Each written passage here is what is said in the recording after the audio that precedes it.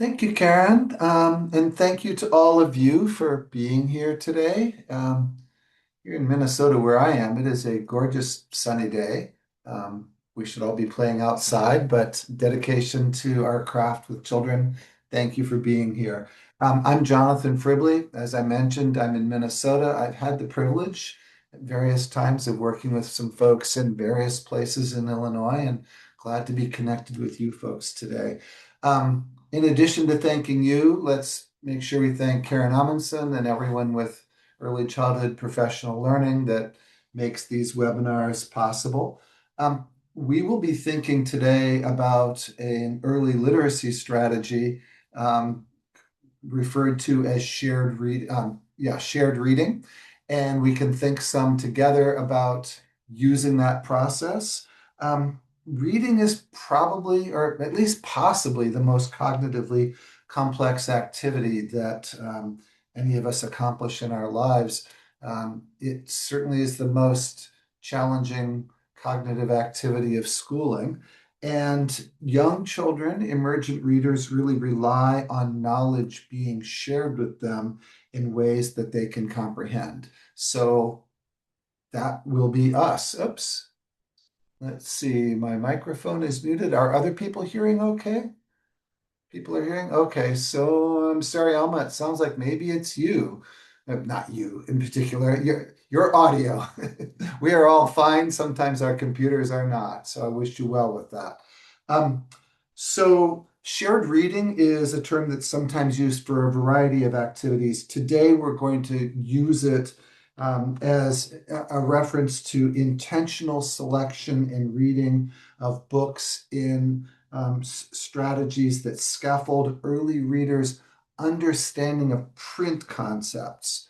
That's really what we're going to focus on in this session is supporting using particular kinds of books and particular kinds of ways to support children learning about how print works rather than a focus on comprehension or other kinds of early literacy skills. And we're going to start out by placing shared reading in the context of really a toolkit of effective reading strategies. This is one approach. Then we're going to take a close look at print concepts so we know what it is that we're trying to support in these strategies, what we're trying to help children master. And then I'm going to model a shared reading, and then we can examine some of the strategies used, and you can see sort of what looks effective to you, give you an opportunity to share ways that you might approach this. Um, I'll also mention that Karen is always wonderful about sending handouts along, and you should have received three. The first is an overview page that really has all the sort of key ideas of our work together, along with space for you to take notes. So if that's useful for you, there you go. You also have PowerPoint slides. That's a second handout. And then the third is actually an article from the reading teacher on what's referred to as print referencing, which is strategies for doing this kind of support for print concepts. And I want to give a shout out there to the third author in that article, Laura Justice. If there is a queen of print referencing, it's probably Laura Justice, and that's certainly who I got it from. So I want to acknowledge um, research and professional expertise where it is. Let's see. I would highlight that today is the fifth of six early literacy webinars we've done. And if you've been along for any of the other four, you'll see some kind of context that this one fits into, but this one does stand on its own. And we have one more coming up on shared writing in the middle of March. Let's take a moment and just connect. And, as I said, shared reading is a strategy for reading books with kids, and we all do that. So let's take a moment and just notice some of the books that you've read lately, or that maybe you've been in classrooms if you're a coach or somebody that, you may have observed other people reading books. So let's just name some book titles that have been showing up in your life. Raindrops roll, rainbow fish. Okay. Welcome, Haley. The monster at the end of the book. All right. Hungry caterpillar. All right. Welcome, Amy. Snowy day. Monster hands. Adapted Bunnicula for Halloween. Creepy underwear, snowy, lots of snowy day. Mouse a cookie, lots of snowy day. Is this a curriculum spot or is it snowing in Illinois? Uh, Mouse a cookie, caterpillar, big shark, all kinds of stuff here. Couch. I don't think, do I know couch potato? I'm going to have to look that one up. I will take a nap. Not just vampires. All right. There we go. Old lady who swallowed a dragon. It's those old ladies keep getting tougher and tougher, don't they? So cold. Bark George, Big Green Monster, Arthur's Eyes, The Mitten, Ginger. Oh, Adrian, you used a big book. We're going to make reference to big books today, so let's hang on to that and see if there are some connections to make there.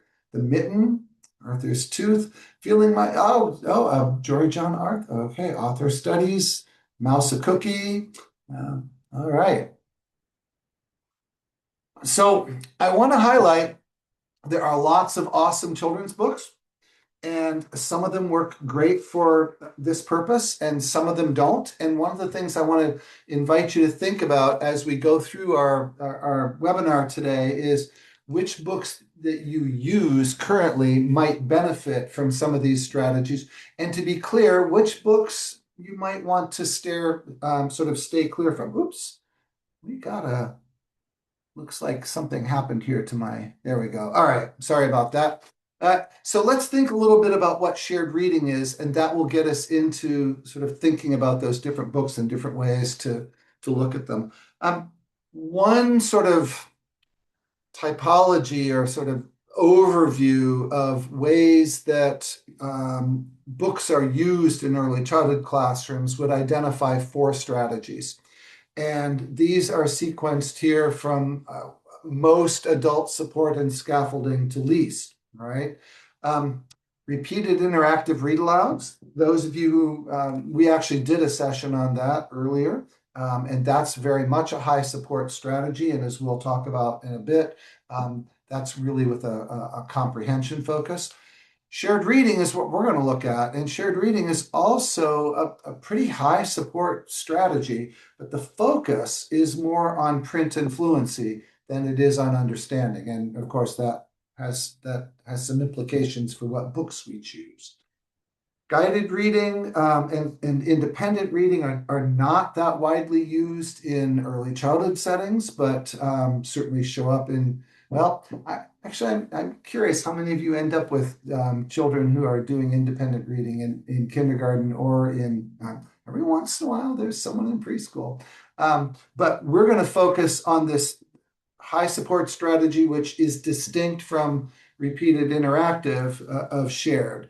And just to sort of make clear what shared is by sharing what it's not, when we're looking at repeated interactive read louds, we might have a book like Corduroy or The Snowy Day is probably one where we have very distinct characters that are motivated by a problem and a plot, and there's some high level vocabulary and some comprehension challenge. Now, there can be some of that in books that we're using for shared reading as well, but they don't necessarily have to be ones that have a great deal of, shall we say, literary value, all right, of elevated vocabulary, a complex plot. You know, when we've talked about this before, if you've been in the other sessions, we've talked about how with a book like Corduroy, there's a very distinct character of a bear who has certain kinds of motivations, and there's, Lisa and the mom, and certain, and Corduroy is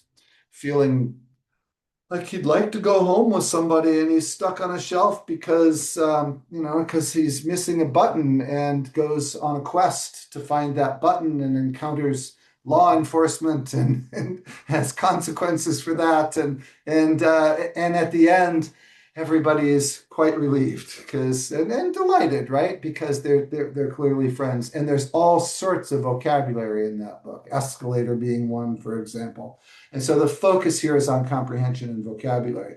In shared reading, I want to share this definition with you. Before I do, I want to note something. It is from 2009. The Vukolich and Christie text on this is sort of a classic one on shared reading, but it refers to big books. And I want to be clear that with 2009, people were not making nearly the kinds of use of smart boards and such that we are now. And this technique works very well in those digital formats as well. So when I say big book, we can think more broadly for formats that will allow lots of children to see detail in books, and especially the detail of print. That's the key thing, that we can somehow present a book where kids get to see the print. So I'll read it out loud here. And as I do, I want to just encourage you to notice what words stand out for you. Okay. A classroom strategy in which a teacher reads a big book with enlarged print and encourages children to read along on parts they can remember or predict. You notice it doesn't say decode, right? Remember or predict. Shared reading models the reading process and draws children's attention to print concepts, letter knowledge. Anything stand out for you in there? If anyone wants to make any comments in the chat, please feel. Models the reading process. Yeah, so this is what it looks like to be a reader. And that enlarged print, okay, we really want the print to stand out, okay? Which, once again, smart boards can be excellent for that, but it depends on the book. Because with some books, no matter how big you make it, the print can be difficult to engage with, all right? Draws children attention, yes, draws children attention to print concepts and letter knowledge, which is like kids are not, when you're reading them a book, they are not in it for the print concepts and the letter knowledge. They're in it for the stories, right? So we're going to have to be very purposeful about how we bring their attention to that. Yes. And Adrian, yes, the repetitive phrases there. Yes, we're going to need to look at how we use different ways for things for the print to stand out. Okay, let's see. Let's jump in. So here are some titles. I don't know if they're ones folks are familiar with, but I think what you'll notice about all of those titles is that we have uh, print that is highly predictable and or repetitive, or both, right? So we will see that that's a characteristic throughout, all right? I want to highlight that the research is pretty clear that this approach to reading actually works well for lots of children of many different backgrounds and many different language proficiencies. And the reason for that is because we're looking at repetitive and predictable language. And so you don't actually have to have a great deal of background knowledge or comprehension facility in order to make sense of what's going on in these books. And we're going to use nonverbal cues. Okay? We're going to use the illustrations. We're going to point to aspects of the text. So this is can be used in a wide variety of settings with children to experiencing success. Oops, let's see here. Here we go. So I want to think with you a little bit about what the objectives are here. And I've mentioned print concepts, and we need to get into thinking about exactly what those are so that we know what it is to, just to go back here, shared reading models the reading process and draws children's attention to print concepts. Let's think about what those print concepts are, all right? And the big idea here is simply print awareness, and that is that children know the rules of how written language works. How does print on the page function? Now, letters are a part of that, all right? But letters are not the whole game, right? There are things like return sweep, for example. Who came up with that idea, right? And it's certainly not something that kids are born knowing, right? So there's lots to make sense of in how print works. And so we want to be explicit with them about how that all operates. So inside the Illinois seven components of literacy, I'll be honest, this particular typology, I don't think like we can name print concepts as extremely easily fitting in one category. I think we would place it under fluency because we're not doing it with writing yet, but these print concepts are also going to show up quite a bit in writing. And in fact, I'm going to use some children's writing samples as a way for us to see what they do know, or in some cases are still learning how to learn about print. For those of you who've been around the block with the early literacy work, this is kind of the going model. There's been several iterations of how children learn to read, and we now have what's referred to as the active view of reading model. And I want to highlight that for our purposes, thinking about print concepts would be understood not as exclusively something involved in print recognition and not exclusively as something involved in language comprehension, but in fact as a bridging concept that ties into both. So let's think some about this very specifically in an early childhood context. If you are writing a grant for an early literacy proposal, quite commonly you will be asked to describe how you're going to address five different early literacy concepts, two comprehension ones and two code ones. And this is one of the three key code ones. Alphabet knowledge and phonological awareness, we give a lot of attention to. Print awareness, not as much. And I think if you take nothing else from this session, I would hope that what you would take would be that we can be perhaps more intentional than we already are in making explicit for children how print operates on the page. And we're going to use shared reading as a strategy for doing that, but this idea can be applied a whole lot of places. So what exactly is print awareness? Four big ideas. Here they are. We're not really going to pay attention to the fourth one right now, letters. That's kind of its own little world. But let me give you a little bit of a sense of what each of these three are, the first three are, so that we can be intentional about using them in story reads. Okay. Print awareness. The basic idea is simply that print is speech written down, right? And kids don't necessarily get that. Like, you may have had the experience of reading with children, and those of you who have your own kids at home, especially when they're younger, and you're reading them a story and like you want to skip a page or you want to skip some of the print, and they say, no, it's, they know that a story has to have a certain kind of structure. And the way that happens is that the print is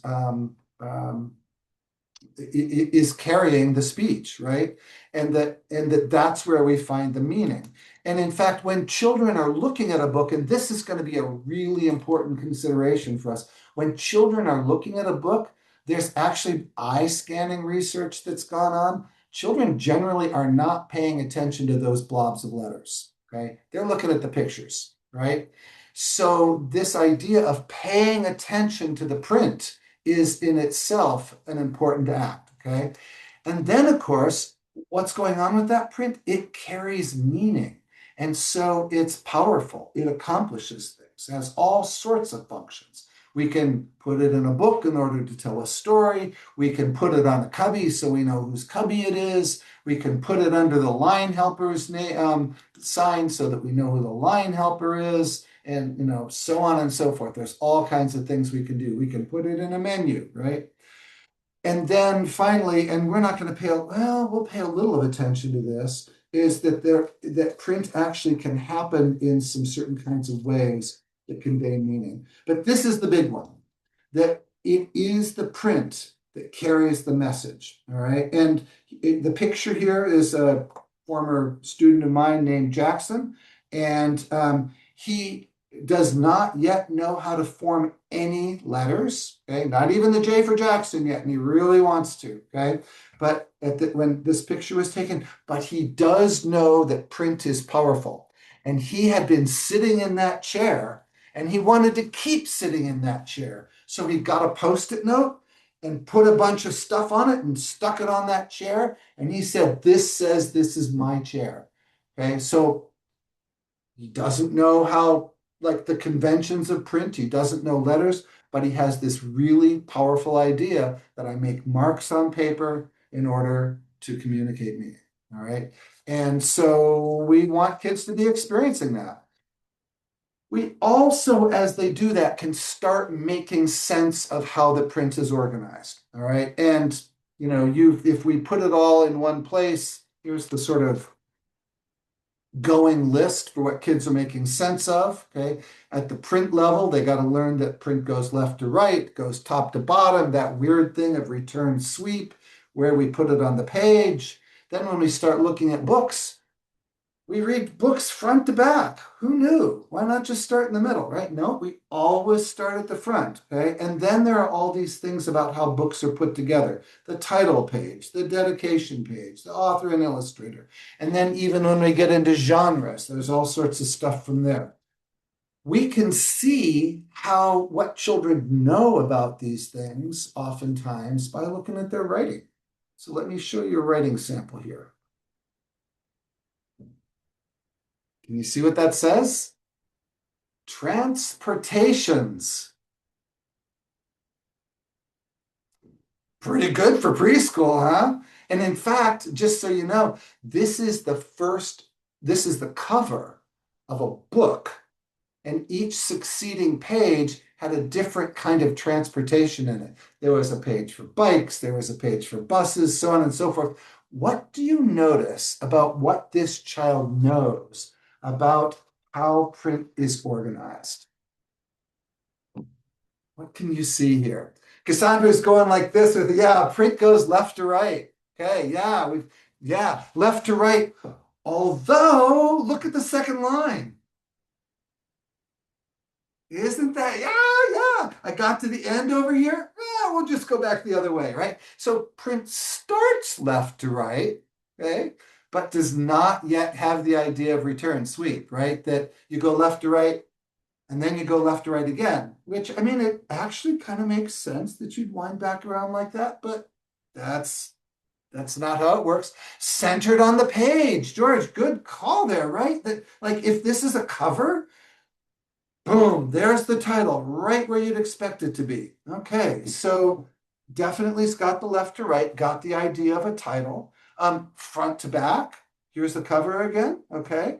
And like you can't see inside, but this idea of the genre convention of some information text on one page is going to be what happens here as well, okay? So some ideas about print organization, but still in process, right? Now,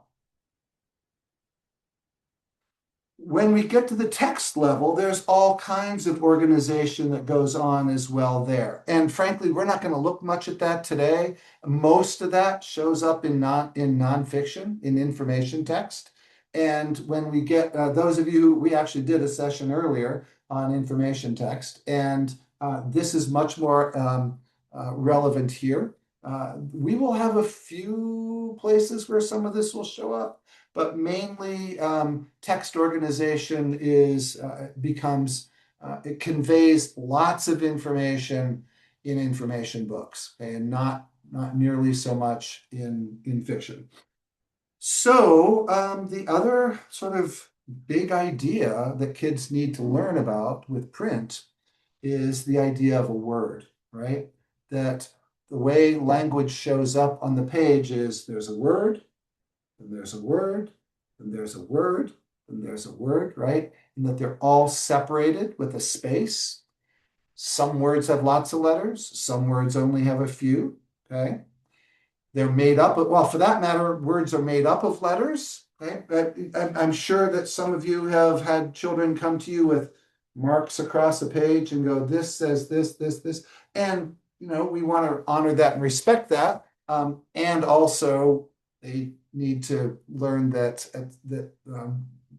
we master letters so that we can use letters to make words, right? And there are all kinds of different ways this plays out. Actually, I want to highlight something here. that some of you may have experienced. If you've had a child reading, sometimes some children will figure out that the print is where the meaning is, and there will be predictable text, and they'll figure it out. They'll go, brown bear, what did you see? Which is awesome. Okay. Um, there's this little tweak that happens sometimes with some kids. This wouldn't show up in brown bear because I think it's all single syllable words. But if it was gray elephant, what did you see? They may well go gray elephant, gray, and they count out the syllables instead of the words. So there's a little refinement that goes on there sometimes for some kids. Let me show you another writing sample, and let's see what this child knows about words. So let me read this to you. Okay. This was the teacher had taken photos in the classroom and had made a book, and then children could do writing around them. And this is Chloe Little Moon's writing, and with adult support, she is doing invented spelling. And here's what the first line says: "My picture is funny and silly."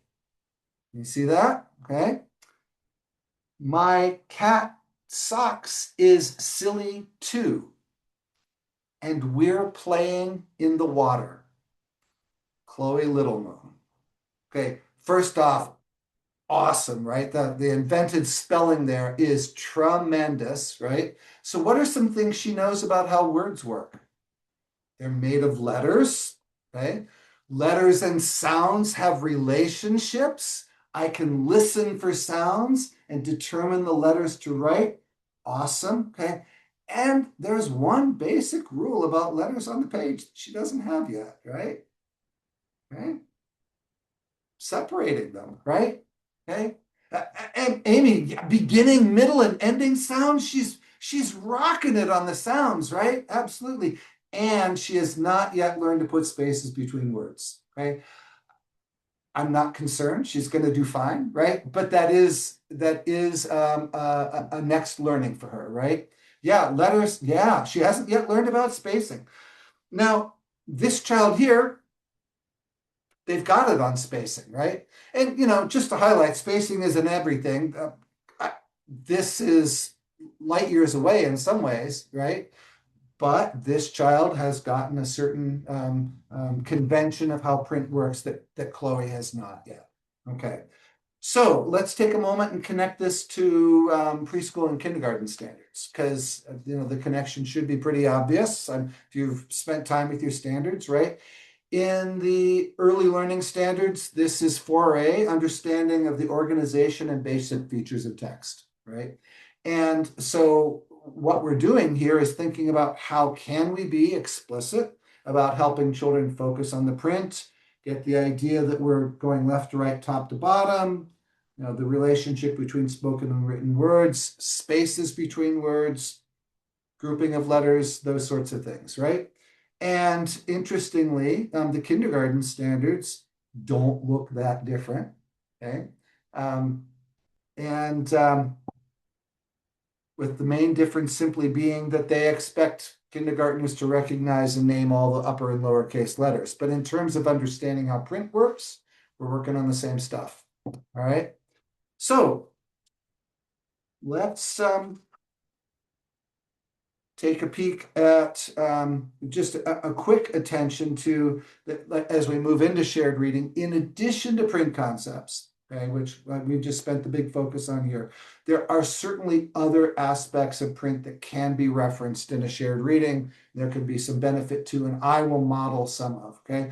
This can be, if we're looking this closely at print, we certainly can take advantage of the moment to highlight alphabet. We can do some phonological awareness work along the way and letter sound matches depending on where you are in the year and what children are ready for. And all of this has fluency implications, as I think we'll see. All right, so before we do shared reading, which I've said this is all about print concepts, print awareness, let's think about other print awareness activities we do. All right, and so let's just take a moment and let me invite you folks to name. Just let me come back here. We've We've thought about ways that children are experiencing how print is organized and has meaning, carries a message, all these kinds of things. Children learn about how a word works. What's going on in your classrooms where children are encountering some of this information and ideas? And if anyone wants to put a few ideas in the chat, it'd be great to see what kinds of have things labeled. Okay.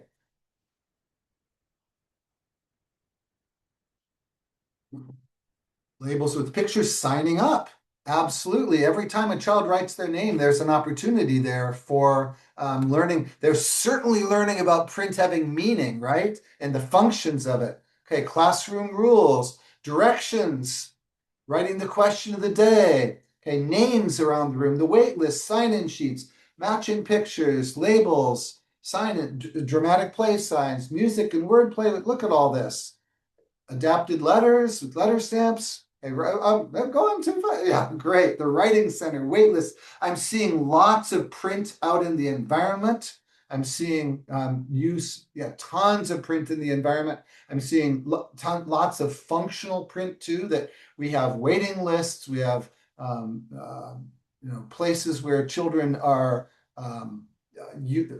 putting their names down and answering questions, so encountering those questions. Poems on chart paper, absolutely. Okay, labels in 2 languages. All right, letter cards. All right. Okay, let's see. Hold on just a second. Why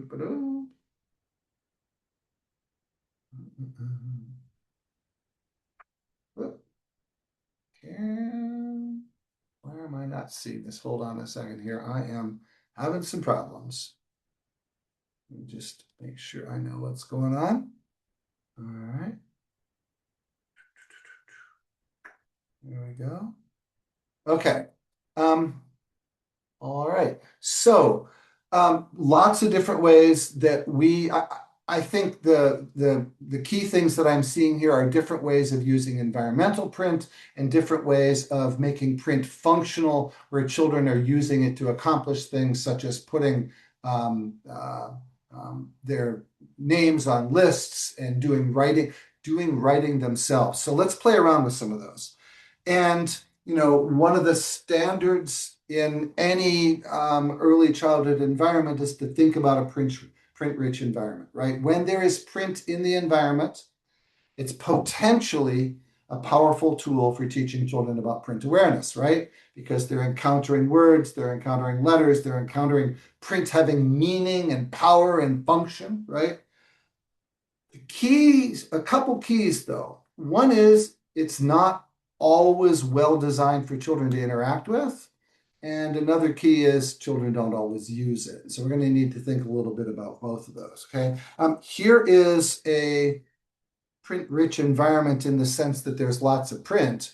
But if we want children to be interacting with that print, thinking about how we organize that print so that children actually can interact with it. The key is not to have print everywhere.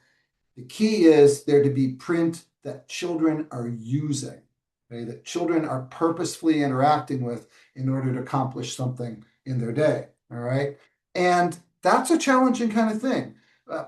One of the things going on here, of course, is there's so much that it's difficult to make sense of anything. Another thing going on here is some of the print is up high, and so can children actually get at that? And then the other thing is, with all of that print, what is the purpose or reason that a child would have for walking over to that print and looking at it and using it? Now, the teacher can draw their attention to it, and that's going to be essential because they often won't on their own. So design matters. Here's another, and you folks know this, but we need to just name it, all right?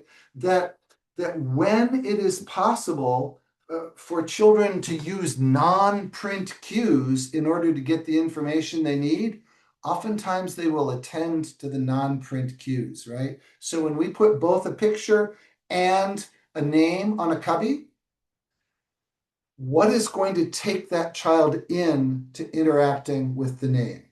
That needs to be us, right? Because they don't need to look at the name in order to figure out which cubby is theirs because there's their picture, right? And as Cassandra says, they will also know what color their bin is. Children, print is hard, okay? Distinguishing between Jaquan and Jacob on on the cubbies, that's a tough job, right? And even between Jaquan and Geraldine is a tough job. And so, everybody wants to do things as quickly and painlessly as possible. If there are non-print cues, that is where children will go first, right? And so, us being purposeful about having children learning to function with the print and making that transition becomes absolutely essential to making that happen. And here's the other thing that goes on. Lots of the print in our room, there's not necessarily a reason to use. If I put a sign on a chair that says chair, what's the child's reason for interacting with that print?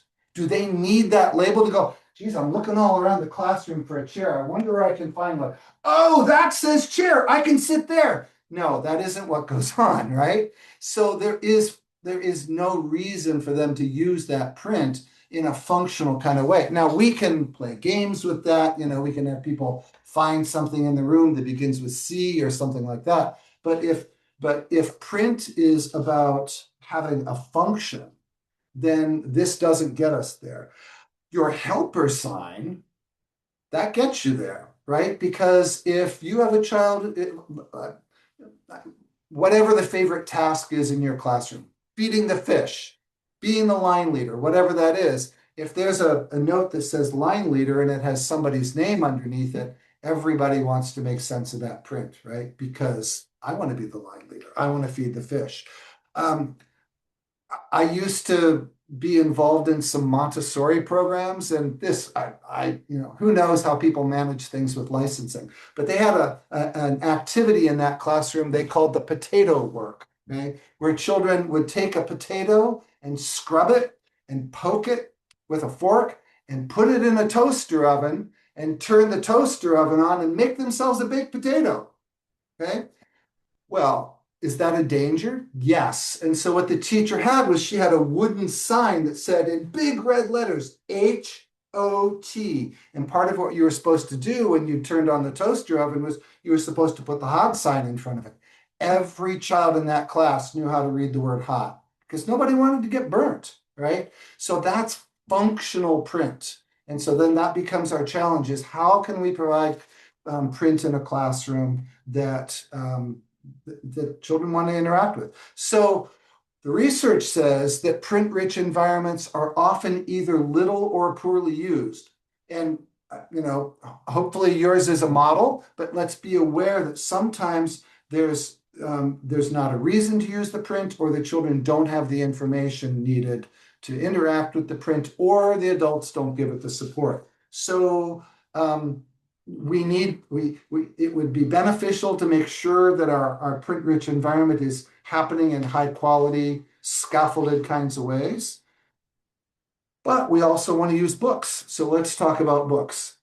Every book you read with kids has print, right? So are they interacting with print? Well, I see Cassandra shaking her head. Not every book has print. Okay, thanks for that, right? Almost every book we read has print. Most books we read have print, right? But the research suggests that if an adult is reading a book to a child and the adult does not purposefully draw the child's attention to the print, their eyes do not go to the print. Their eyes go to the illustration, okay? Unless an adult flags it, that's going to be what we're going to do, is make sure they're noticing that. That's not true for all children. Some children will cue into the print, right? But there's a substantial number, and the ones we want to make sure we support are looking at the illustration because the heavy lift is comprehension, right? So here's the little piece, the little summary on teaching print awareness, okay? The beginning part here, simply skilled readers unconsciously apply a wide body of knowledge about how print works on the page, okay? So skilled readers need to know how print works. Preschool children are exposed to print through environmental print, but they require explicit instruction and practice in order to develop strong print awareness skills. Okay, so let's think about how that happens. What do I want to tell you about here? Oh, okay. So there's lots of ways we can teach print awareness skills. I want to be clear. This is not going to be a repetitive drill. We can use authentic texts in order to do this work. And that's beneficial because remember, we want children to understand how print works out in the wild, like what it accomplishes. We want print to be powerful. We want to be sharing print with them, not just so that they can learn print tracks left to right, but so that they can learn when I master how this works, I can do things with it that I want to accomplish, like read a menu or put a post-it note on a chair that tells everybody to stay out of my seat or whatever that is, okay? So let's think some about the instructional methods. Print awareness benefits like an awful lot of things do from explicit instruction. And so essentially what I'm going to be laying out with you is the first foundational piece of an explicit instruction, guided practice, independent use process, or I do, we do, you do. All right. So shared reading and shared writing are moments for us to be providing specific, partnered information with children. And then when they go to the writing center in small groups, it's much more handed to them. And then, they can start using it on their own. So let's think some about print awareness. Let me just pause here before we go any further and just give you an opportunity to think some about what you're noticing or wondering. I've been talking at you for quite a bit. Are there things that you want to share or ask? Or, yeah, let me just pause here.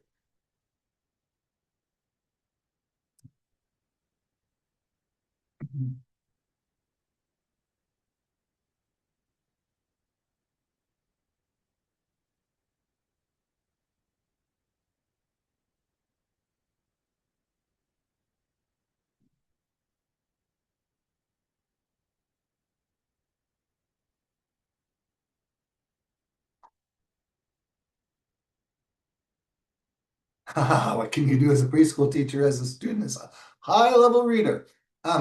Well, good for you. I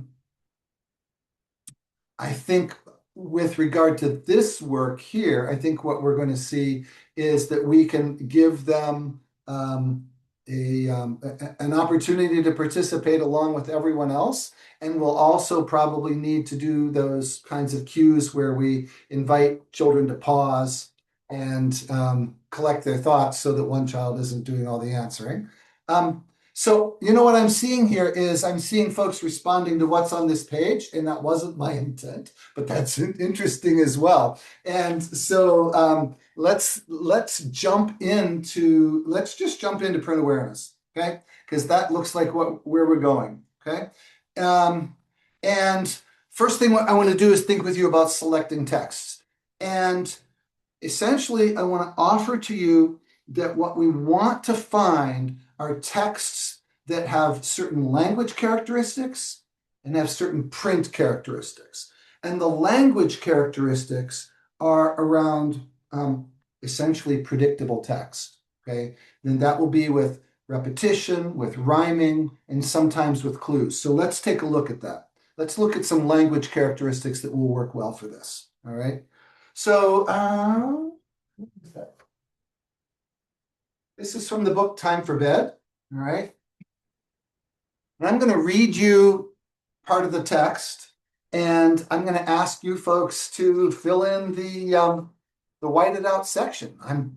I'm just sure that you're going to be able to, that your prediction skills are quite strong. It's time for bed, little sheep, little sheep.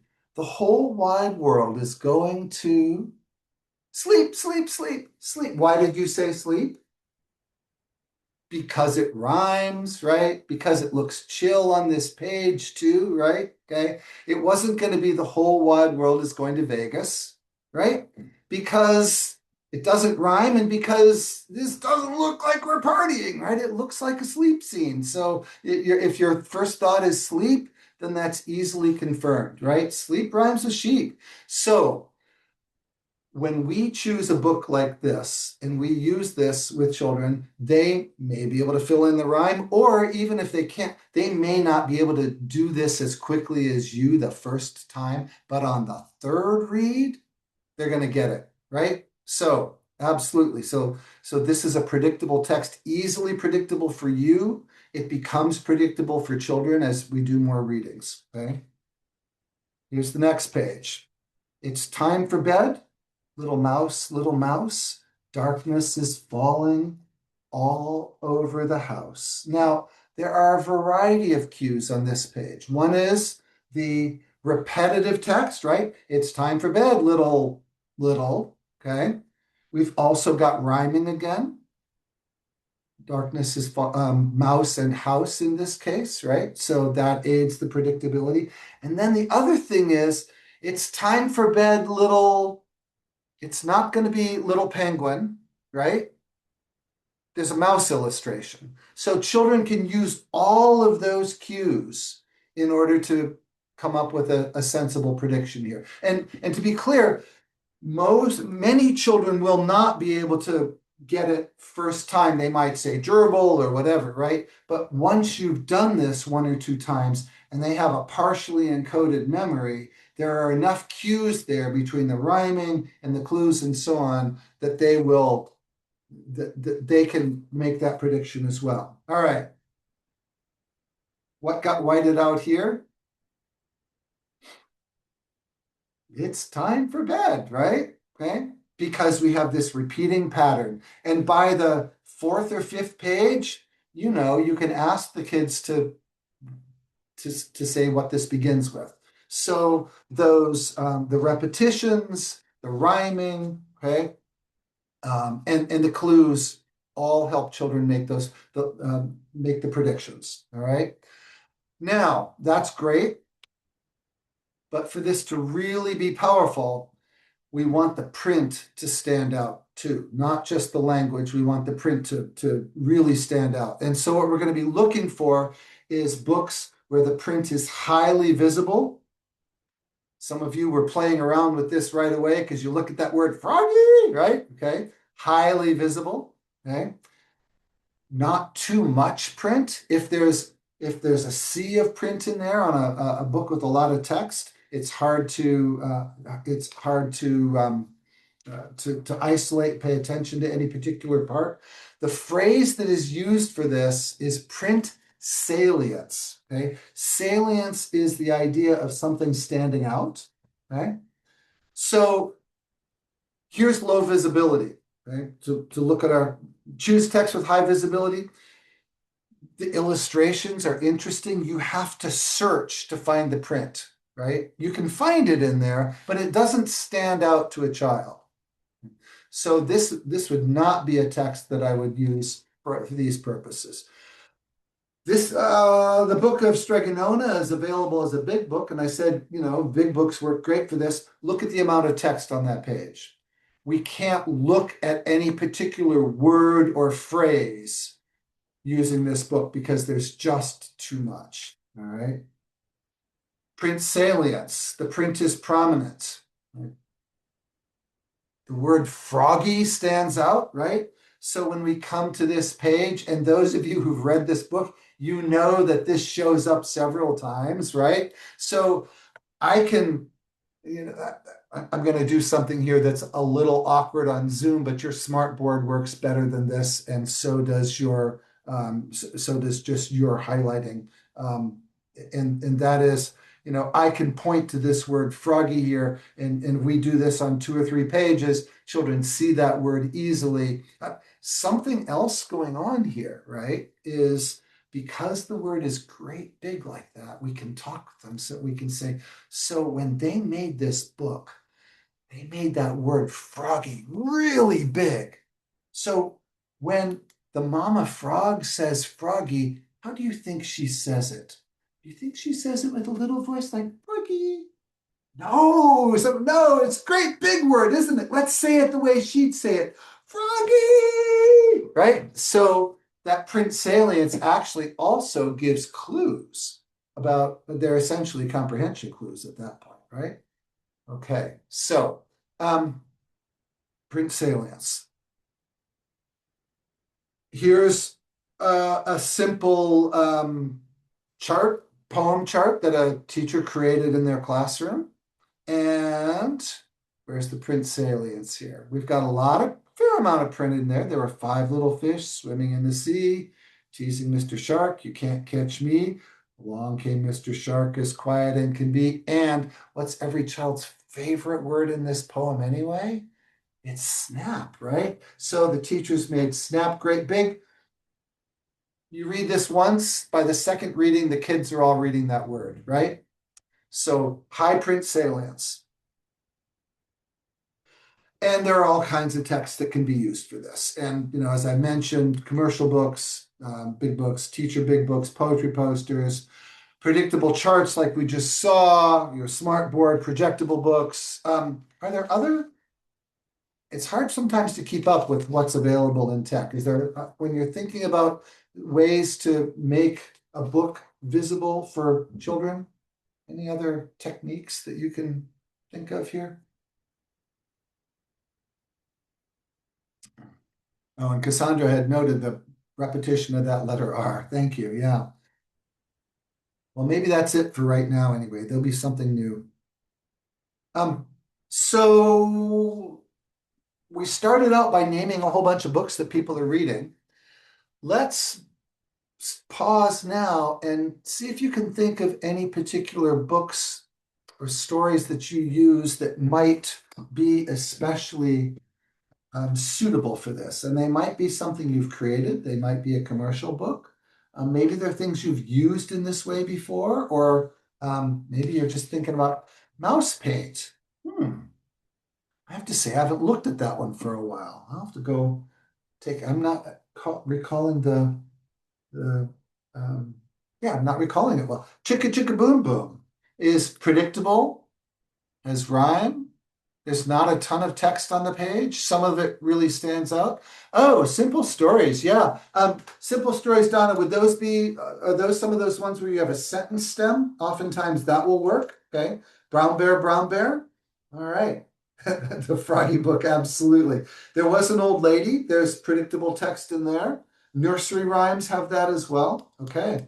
Great. So there's lots of options. Brown bear has lots of repeated phrases in it, doesn't it? And a structure. And many of the Mo Willems books. Great. So we have lots of options. Oh, I hadn't thought about Knuffle Bunny. So, Amy, songs are about perfect for this, right? Because they all involve rhyme. They often have repetitive text. They're not too long. And if you put a song on a poster or up on the smartboard, then we can have them stand out quite well. All right. Over in the Meadow has some of that repeated text as well.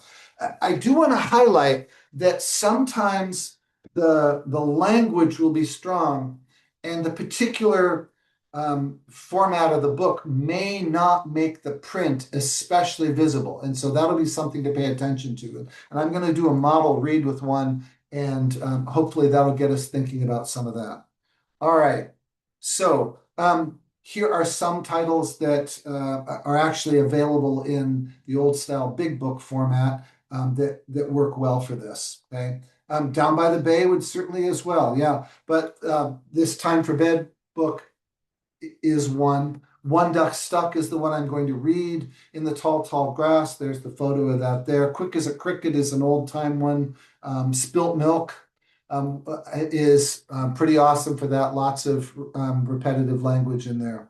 So those are all ones that can be used that way. Down by the Bay. All right. So let's think a little bit about preparation and then let's get into doing a read.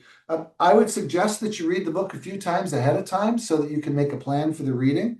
Um, we will, these are not going to be books with a heavy comprehension lift or lots of vocabulary, but we do want to familiarize ourselves with what what is what we're going to run into. I'm going to read the one duck stuck. And I know when I first looked at it, the first line in the book is down by the marsh. And I thought, kids aren't going to know what a marsh is. And so being prepared to explain that is going to matter. So, sort of thinking about what do I need to do just so that kids can make sense of the story, right? But then looking at that predictable text and the print characteristics and thinking about, so how can I use the predictability of this book and how can I use the ways the prints stand out for the children to really notice and interact with that print, all right? Display, if you're using the smart board, that should solve all these issues. But for those folks still using big books, and big books can be great, they're not always the easiest to display. We need it to be hands-free. We need it to be easily accessible. The bottom note here, easily accessible for children for step-up activities. Something I'm going to just flag right at the end of this is that we can have children actually up at the book, interacting with the book and highlighting print in there as well, right? So, the typical display challenges I see are, how are we going to hold the book? And then over on the top right there, so many of the display stands have the books canted way back. And I get that that's so that they don't fall, but kids need to be able to see it too. So, get a good display, I guess is what I would say there. All right. So what I want to do now is walk you through one approach to shared readings. And the idea here is that, there are other ways to do this. This is not copyrighted. This is not the be all end all, but it does very specifically evoke some particular strategies for particular ends. And at the end, I'm going to invite your sharing and discussion. What'd you notice and what worked and what else might be done. All right. And I want to suggest that this could be done over 3 or 4 readings. I'm going to model one reading because that's what we have time to. And so I'll sort of weave in a few different strategies at different points. But in a first reading, you pretty much want kids to get a sense of how the story works and be engaged in that, follow the flow, be fluent. Okay. In a first reading, I often would not track print. I'd focus on the comprehension depending on the book. Okay. But then certainly by a second reading, and I'm going to tie this into a first reading just for our purposes, we can really have kids focus in on the print and begin to use the repetitive and predictable text. And by the third reading, this, depending on the book, can have the children joining in quite a bit with quite a bit of attention to print conventions. And I think I want to note that if we do this, where we're using the print conventions to help the children focus on how those print conventions express meaning, let me go back here. Okay. So if, for example, we're reading Froggy and we highlight for children that, why do you think they made the print so big? It's because she's shouting, right? That the children can then use those print conventions as a cue for comprehension and expression, all right? And so when you get to those pages, they shout, Froggy, or whatever that might be, all right? There we go. All right. And then by the time we're doing this at the end, I would suggest that the children can own quite a bit of a predictable text and that we can be doing what I would refer to as step-up activities where we're opening to a 2-page spread and having children find certain words or certain letters or what that might be. So let's jump in. Okay. So let me get an annotation device here. All right. So today is our first reading of our new book, One Duck Stuck. And here's the title, One Duck Stuck. And we remember that when we read the cover of a book, it usually tells us who wrote the book, the author, and that's Phyllis Root. And they tell us who the illustrator is, who made the pictures. And that's Jane Chapman. I don't think we've read anything by Phyllis Root before, so I'm curious about this book. So, oops, excuse me here. I'm going to have to play around with the annotation or something. Okay. Down by the marsh, by the sleepy, slimy marsh, one duck gets stuck in the muck down by the deep green marsh. So a marsh is wetland like a swamp and stuck in the muck. Let me show you something. Can you see this duck's? Well, I see this foot right here, but look, I can't even see that other foot. Can you see that? I can't see that foot either. I think this is the muck, the slimy muck, and the duck has a foot stuck in the muck. Oh, look over here. There's some more words. This is the duck talking. Let's see what the duck says. Help! Help! Who can help? The duck's stuck in the muck and needs some help. I hope someone can come help. Oops, excuse me here. We've got some. There we are. All right.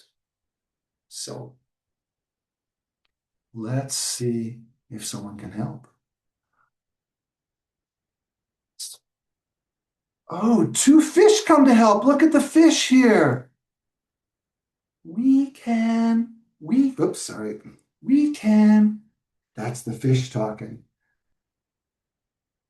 Two fish, tails going swish, swim to the duck. Splish, splish. No luck.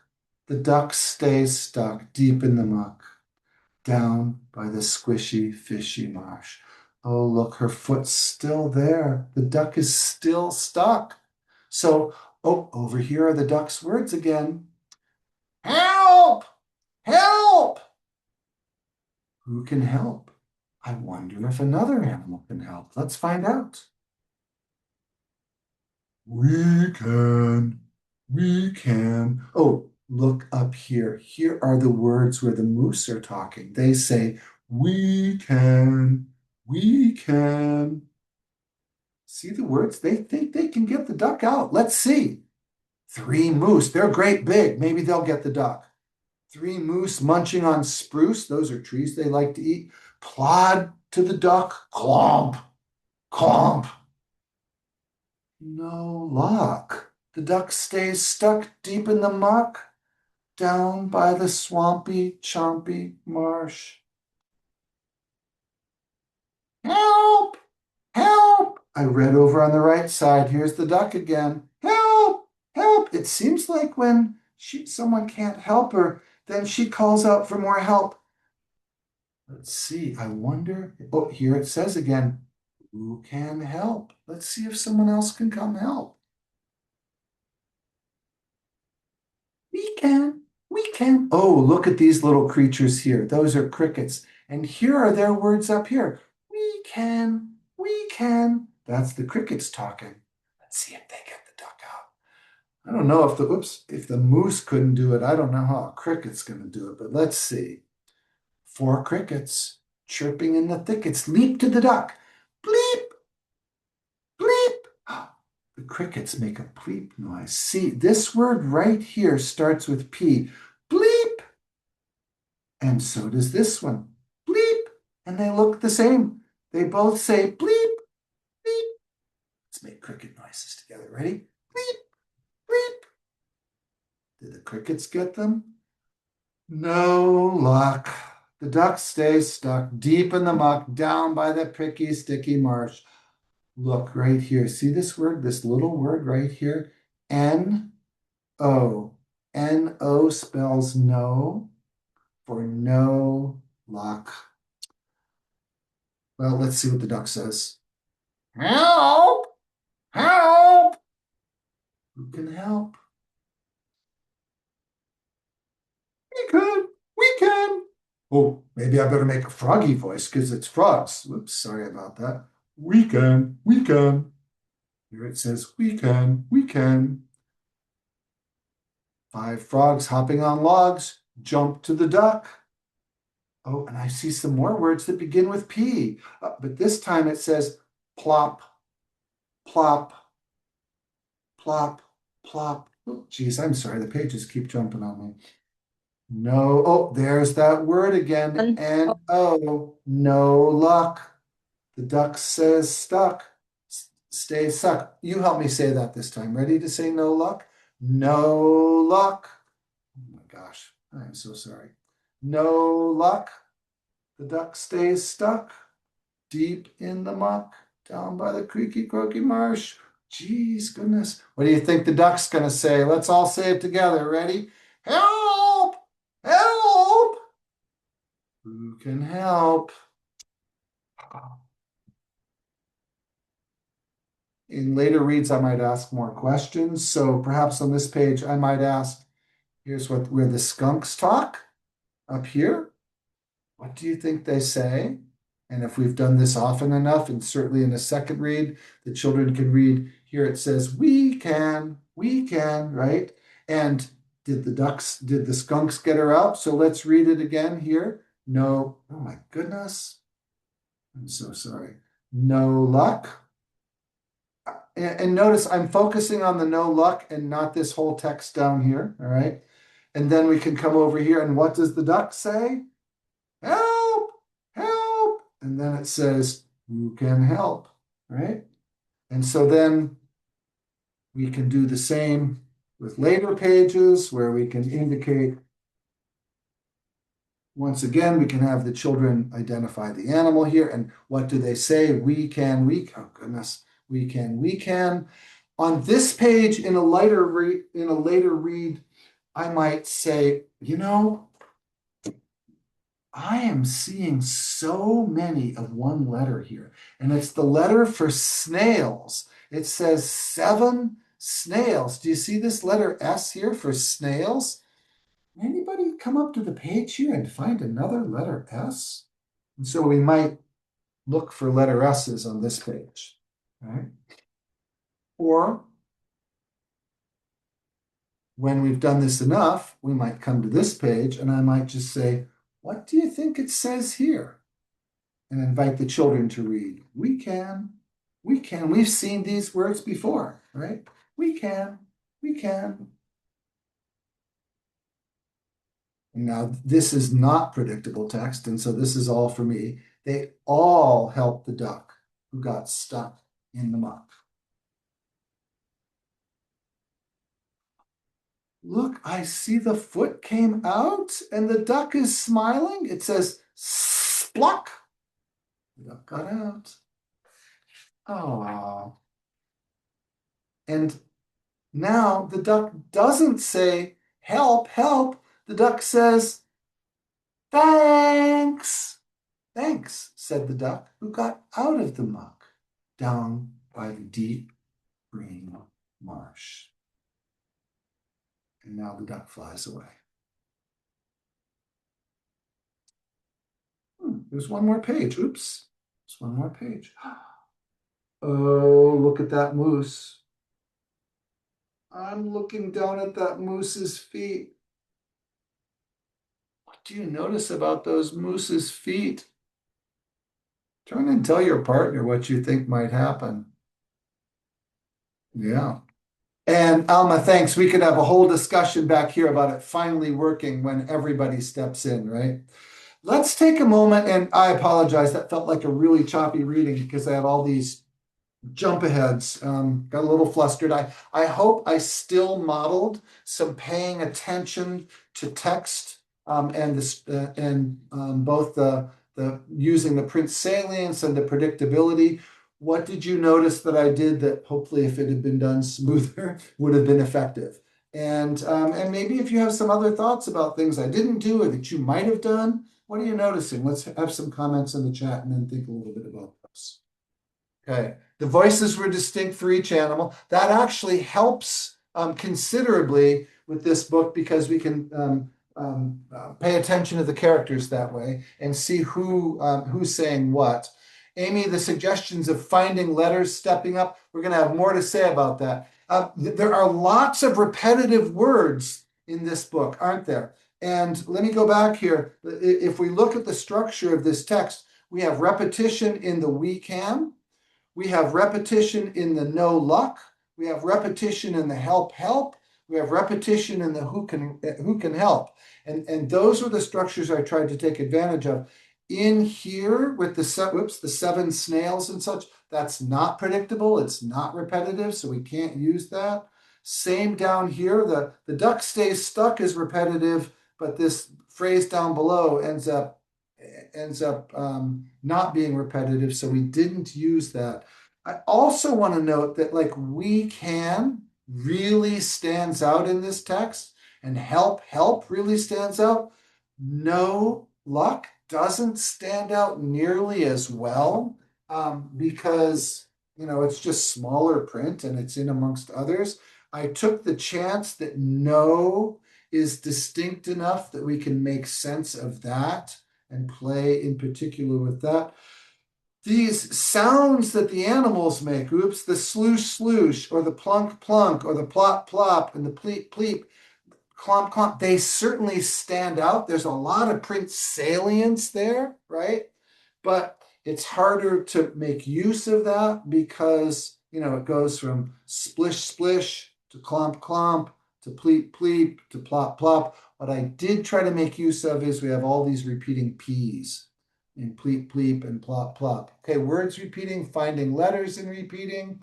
Anything else that anyone wants to highlight about what we did? Aside from, and Elizabeth's noting the picture cues, Cassandra as well. Yes. And we can certainly make use of those to help children understand. Those were comprehension hints in effect there, right? Anything else? Welcome back, Elizabeth. Glad you could make it. Sorry you lost your internet. Anything else to note about what I did or didn't do, or ideas about what you might have done on this? Let me just walk through this again so we can see we've got this opening, sort of setting the stage, and where we actually have the help repeating here. And this is where we have the weekend show up and the no luck show up. I elected to not highlight the no luck right away because the print salience wasn't that strong. Weekend stands out much better. So we focused on that at the start. And then once we had that down, then we could look, and the help. Those were, actually, I think the first thing was the help. And then the next thing was the weekend. And then after that, I brought up the no luck.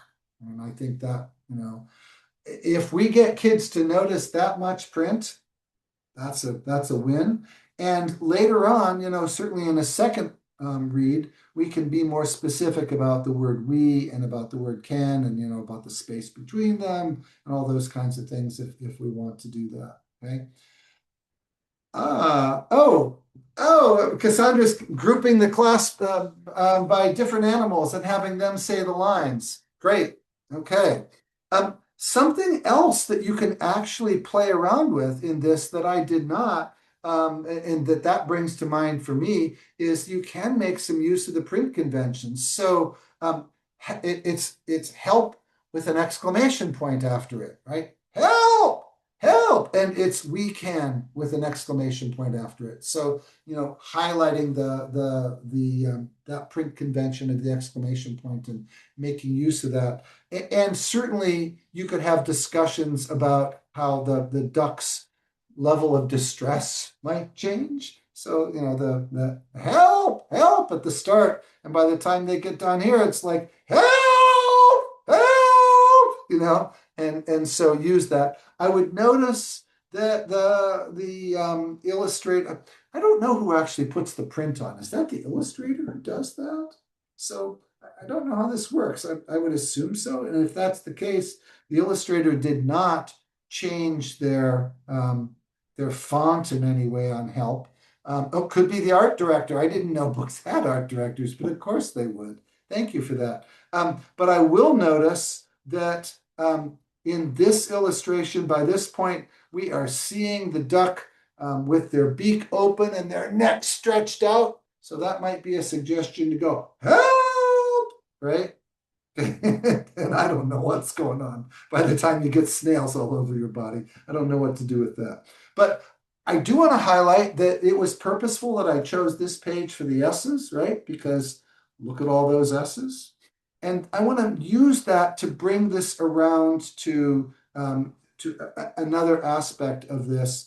Um, I think, did we talk through all this? Yeah, I think we've talked about all this. And that is that all of this sort of gets lumped under the sort of heading of print referencing. And the third handout you have is an article that walks through each of these four strategies for doing print referencing. So I'd commend that to you. I would highlight that what I started doing with, let's see, is there anything?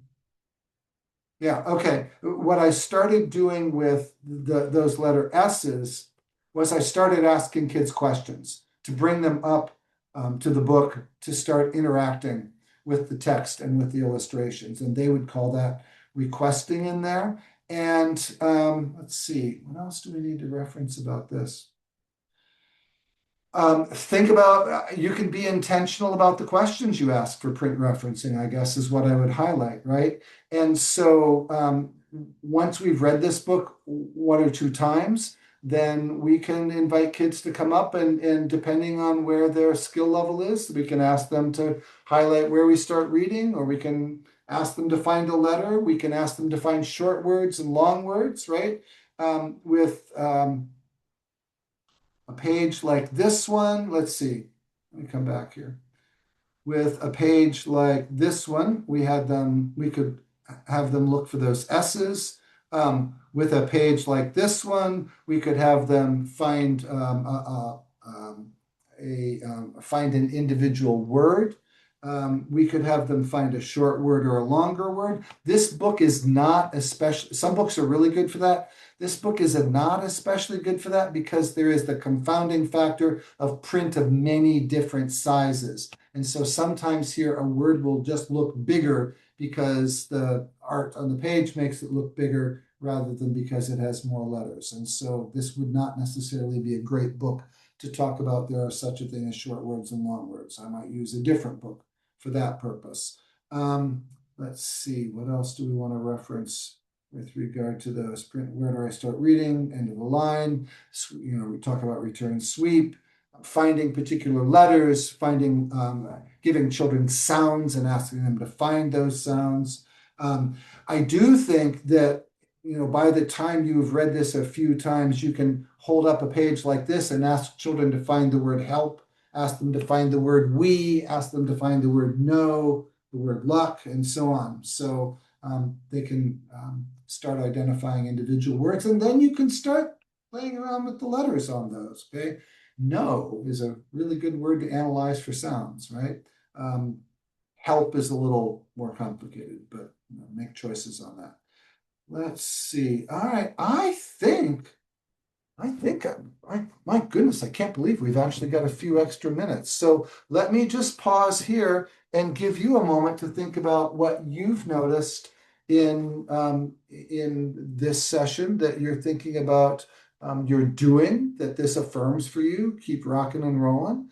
And if there are other strategies or tools that we've looked at here that you might think about making use of. I don't think I did not put a summary in here, did I? So let me just do a quick summary of sort of where we've ended up. I think to go back to the beginning, I would highlight that we want to be intentional, explicit with children about highlighting the characteristics of print, and that environmental print can be a way of doing that. But it doesn't always function effectively. And even if it does, we still can use books for that purpose. As we choose books, using books with repeating phrases, using books with rhyming cues, so that the language allows for predictability on the child's part, and then choosing books with what, as Sarah refers to it here, as prominent text, and really highlighting so that we can, looking at that page. I mean, I want to be clear with you that there is a simple, like, I guess it's not simple, but something that once upon a time I would not have done that I'm really suggesting that we do now is that when we look at a page, one of the things we look at is what is the text on this page that stands out to a child and that they would easily be able to see and interact with, and then think about are there ways for us to make sense of that with them? And that happens most powerfully when that text is predictable, okay? Either because of repeating or rhymes or whatever that might be. So let's see. Joy, I don't know the status of big books anymore in schools. You'd think that somewhere in the literacy coaches room or something there'd be some big books still. But remember, this can be done also on a smart board. But the key is not just to make it big; it's to choose books where the language it makes for some really nice predictable text. And to go back here, like even if you're just reading Froggy, where's Froggy?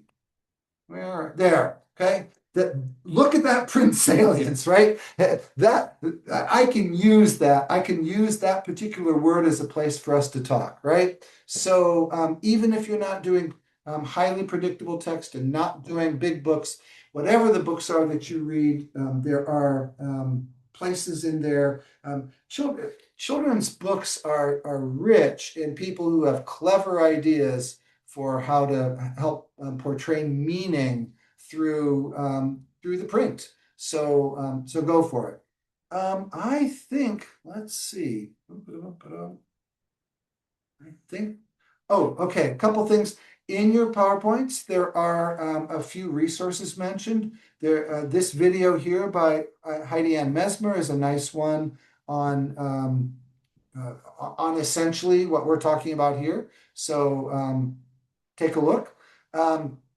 Here's another one, and this one has a particular 5-day format. If you want, you know what?